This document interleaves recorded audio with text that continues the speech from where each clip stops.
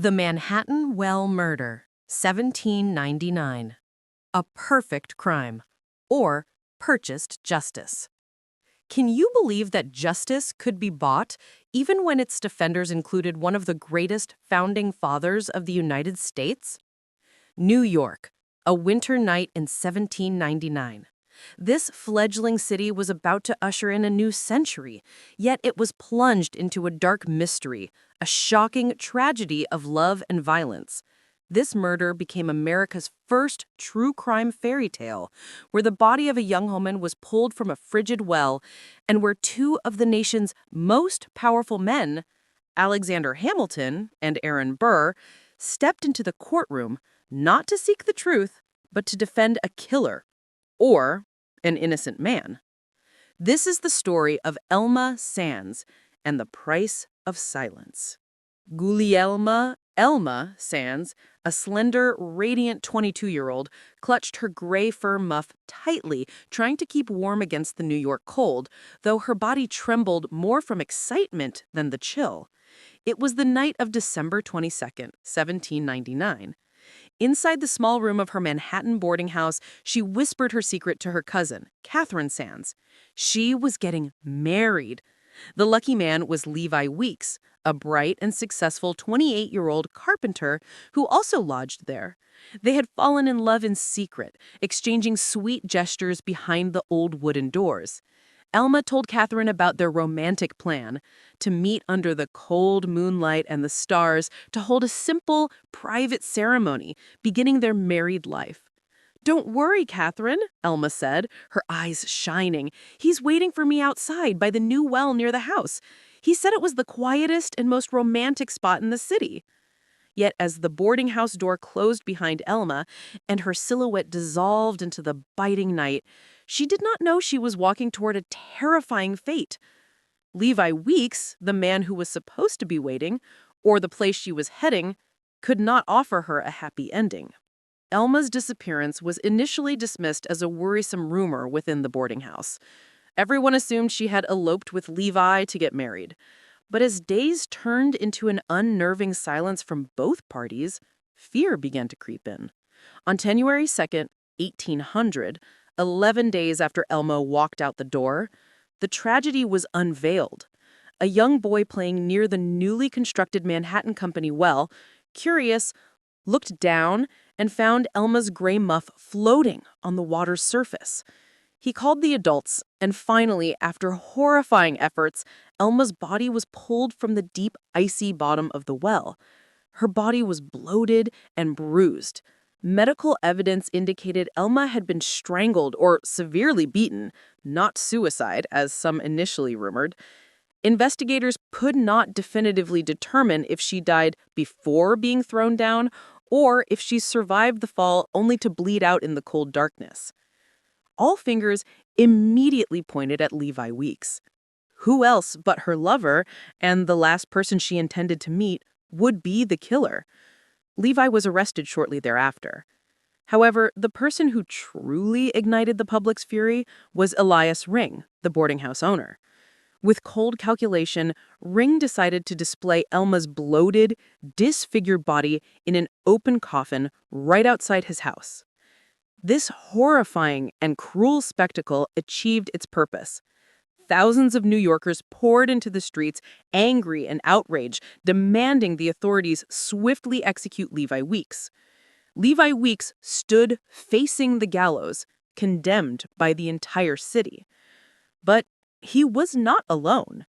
His older brother, Ezra Weeks, was a wealthy and influential architect.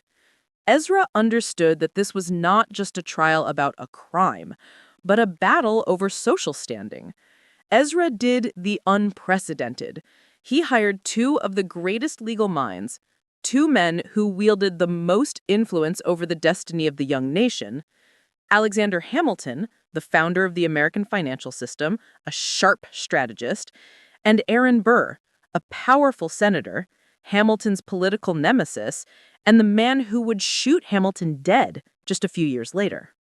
This pairing was more shocking than the crime itself. Rumors spread throughout New York that Hamilton and Burr took the defense case because they owed Ezra Weeks enormous sums of money. It was even whispered that Burr, through his company, was the owner of the very Manhattan well where Elma's body was discarded. Justice, it seemed, was being auctioned off. Ezra's vow was clear. If Levi is acquitted, all debts will be canceled. With that promise, Hamilton and Burr entered the courtroom on March 31st, 1800, carrying the weight of history and the sharpness of intellect. The trial of Levi Weeks was not a search for truth, but a masterclass in defense strategy. The prosecution failed miserably, relying heavily on emotion and public outrage. They brought forward a parade of doctors to prove Elma could not have committed suicide. But under Hamilton's sharp cross-examination, their case collapsed. It turned out none of the doctors had attended the autopsy. One was even a dentist masquerading as a surgeon. The jury's trust in the prosecution immediately vanished. Hamilton and Burr knew they did not need to prove Levi innocent. They only needed to prove that others could also be the killer. They employed the classic legal strategy: sow doubt. They first targeted Ring, suggesting he had a secret romantic relationship with Elma and could be the perpetrator. However, the main suspect the two legal geniuses focused on was Richard Croucher, another boarder in Ring's house. Croucher was an enigmatic figure with a history of hostile behavior. Hamilton and Burr skillfully extracted from Croucher an admission of conflict with Elma, which arose after Levi defended her. Croucher had a clear motive to resent both individuals. But the most powerful evidence came from Croucher's own actions. More than a dozen witnesses were called to the stand to confirm a chilling fact. Just under 24 hours after Elma disappeared, while the city still hoped she had eloped, Croucher was seen going into taverns and shops screaming that Levi Weeks had killed Elma Sands, and then leaving without buying anything. This wasn't the behavior of a man worried. It was the behavior of a man trying to divert attention. The final nail in Croucher's coffin came from another witness who confirmed seeing Croucher lurking near the Manhattan well around the time of the fateful murder. In the eyes of the jury, Levi Weeks might have been the killer, but Richard Croucher looked like a far more plausible suspect. Once the doubt was sown, Hamilton and Burr's mission was accomplished.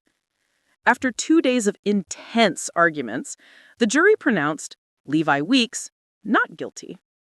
This verdict was a brilliant victory for Hamilton and Burr, a significant stain on the nascent American legal system, and an outrage to the New York public who believed justice had been bought.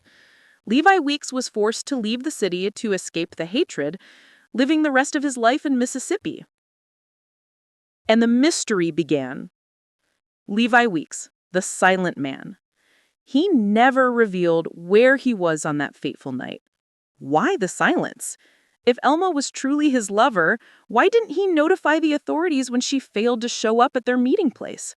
Was he truly innocent, but his silence broke Elma's heart and drove her to desperation, leading her to commit suicide? Or was he a cold-blooded man who cruelly ended the life of the woman who loved him? Richard Croucher, the real killer. Croucher was highly suspicious. But since Hamilton's strategy was only to sow doubt, the court did not pursue him further. And the cruel truth emerged years later. Richard Croucher was convicted of strangling another woman and was executed. With this horrifying fact, all suspicion shifted back to Croucher. Was it possible that on that fateful night, Elma was not killed by Levi Weeks, but by a monstrous killer whom Hamilton and Burr had inadvertently or intentionally helped escape the clutches of the law? The remaining question. The Manhattan well murder is a case that was legally resolved, but one that has never been resolved morally or truthfully. Was it a perfect crime carried out by Croucher, who leveraged the chaos to frame another?